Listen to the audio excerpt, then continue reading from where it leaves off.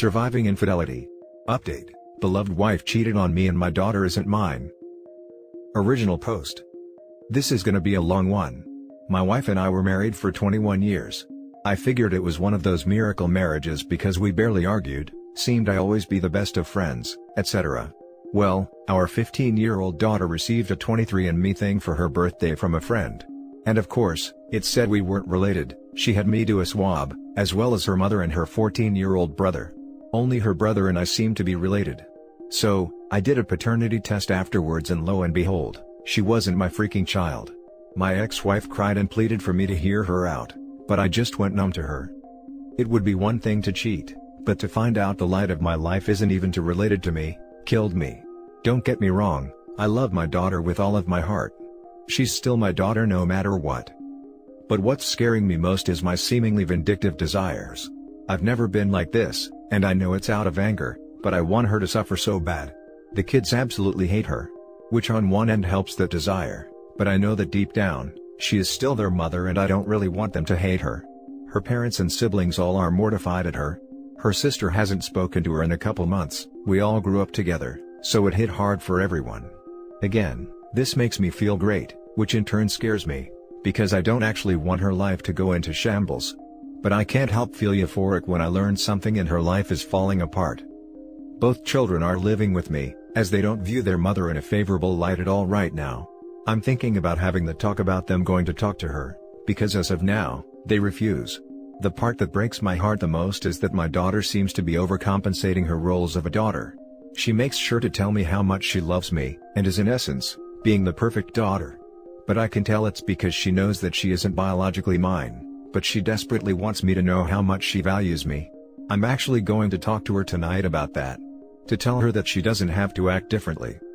I just really want to know how to shake the sadness and angry, vindictive feelings. I want to move forward as well as help my children move forward, so they can worry about school and being teens. Please, any advice will help.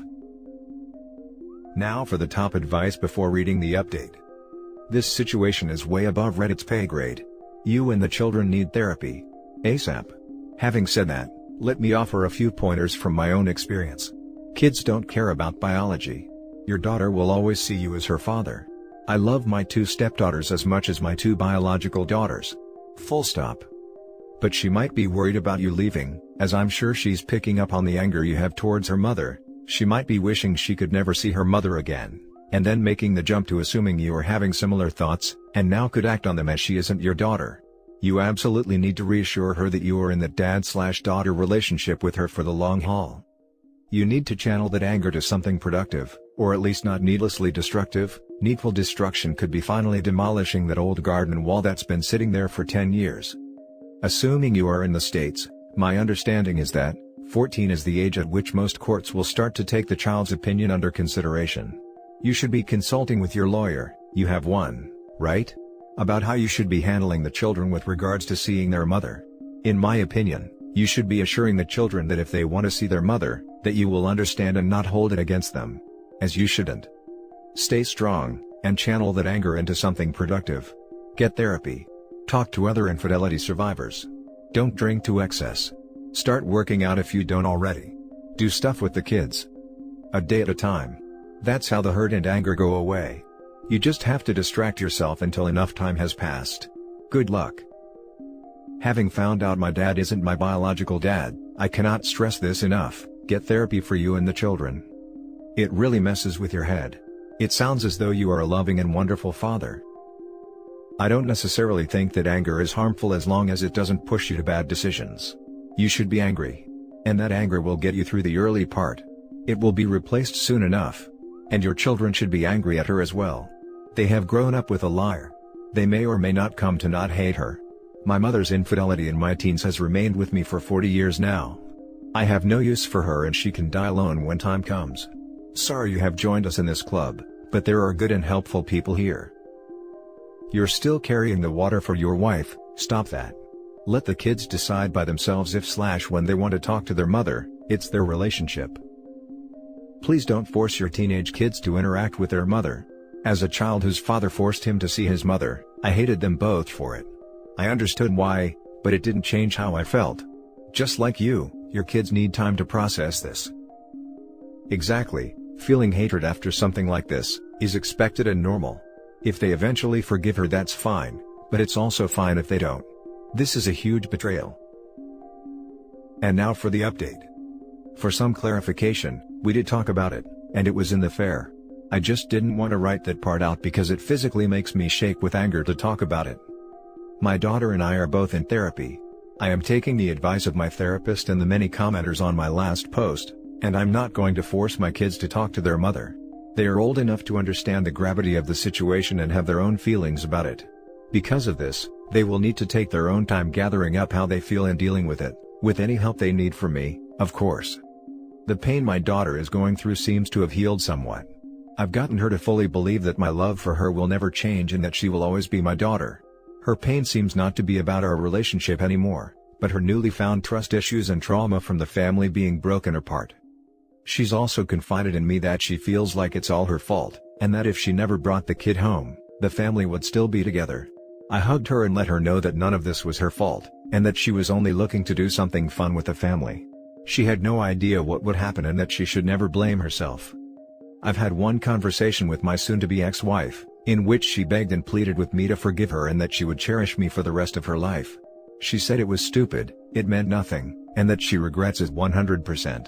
She also said that she believes our love can withstand it. I told her that if our love was that strong, she wouldn't have felt the need to find comfort in someone else. She is currently staying with her parents. I've communicated with her sister, and apparently, she's borderline self-ending. They are trying to get her help, but she refuses, as the only thing she wants to do is see me and the children. Because of this, I'm waiting to serve her the divorce papers. I don't want to add on any more things to destroy her mental health. I've brought up talking to her with my son and daughter, to which they adamantly refused. I am going to respect their wishes and give them their own time to cope. I have this nagging feeling that she does not actually care about how it made any of us feel, and that she only cares about the fact that she's about to lose her picture-perfect family and the comfortable life that we had, and that it's her fault. I have no desires to try to fix the relationship and move forward. That's all for now. Leave apart the comfort, she had unprotected action, bore another man's child to term, and had you raise her unknowingly. Even if you could dismiss the ex, how could that conceivably mean nothing? Also, the whole, "it was nothing" thing bothers me in another way as well. You destroyed all the trust built up over years, knowingly let a man raise a child that wasn't his, and you did it over nothing? The relationship was worth destroying over nothing? First post on this subreddit that left me absolutely speechless. Agreed, some people can be so cruel, man. It's so sad, because that little girl for the rest of her life will have a fear of her father leaving her, because they aren't blood related. No matter how much therapy or time well spent, that fear will never leave her mind.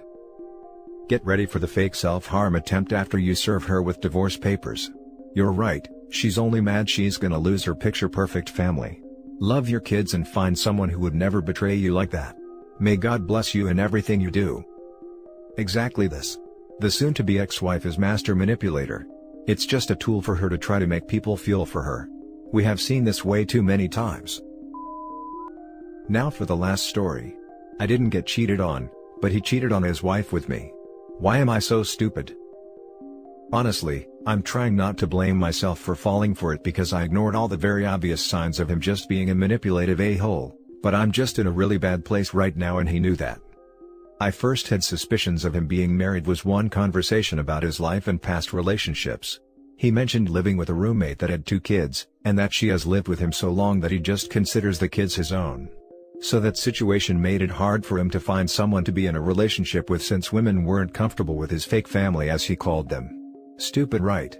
I should have known from that first comment, but I was overlooking things and ignoring my gut as usual since around here, it's extremely common for people to have housemates since it's so expensive. Skipping past a lot of things to make this story faster. One day I decided that there was just too much stuff I was ignoring, so I finally decided to use my private investigation skills, aka Google, to look him up. Anyone who's done this knows that basically everything about a person can come up just from searching the name, but luckily his entire life was on the internet, home address, wedding photos, wedding registries, etc. Eventually I found his wife's Facebook where sure enough, there were photos of them playing with the kids and at their wedding. After talking to a friend, let's just call him Bob, about it. Bob said I should ask him if he's married or not. So, what I said was, me, have you ever lied to me? Him, weird question? About anything specific? Me, nothing, just asking. You married by any chance? Now this is where all cheaters mess up. Instead of just saying a basic no, he goes on to say where's that coming from? Out of curiosity? Like dude, it's a yes or no question. Then he goes on to make up some BS excuse saying how he only married her because she needed insurance for the kids, and that he had divorce papers ready for any time he found someone he wanted to start living with him, and that he hasn't kicked her out yet because he doesn't want to hurt the kids' feelings since they're like his actual kids. And like a freaking dumb idiot, I was like okay. Like I knew that was the dumbest freaking excuse I've ever heard. But I really needed support, so I just kept talking to him. Fast forward to 2 nights ago, I had some crazy dreams. One, of me and him at a beach paddle boarding, and then he got dragged under and eaten by a shark. 2, I don't really remember the second dream, but I know it involved me, him, and his wife. But whatever I dreamed about, made me want to Google more stuff. So, I found more of his wife's social medias since her Facebook was private with the exception of a few public profile photos, and sure enough, those kids are the spitting freaking image of this dude. And more wedding photos. And records showing they bought the house together. Anywho, after looking all this up, I finally just told him that I didn't want to speak to him anymore, and all he said was, lol, if that's your decision. Like bruh. Conclusion, honestly, I expect to get hate on this post and I'm okay with that because I really was done with this whole situation. Even though I wasn't in a good state of mind, all of this crap was so obvious, but I still went along with it. But I'm not even sad for myself because I'm young and have a while left to deal with more dramatic relationships, but his wife is going to be stuck with that cheating a-hole. I mean, she's really pretty and he's just literally nothing good about him aside from his fake personality. She could do better, and it really pisses me off that he doesn't acknowledge that the kids are actually his, and the fact that he literally refers to his wife as a roommate. That's completely disgusting. I did message her not about the cheating, but simply asking about this arrangement they had so she would get the idea without me having to say it directly, but I don't know if she'll ever see it since her Facebook was private.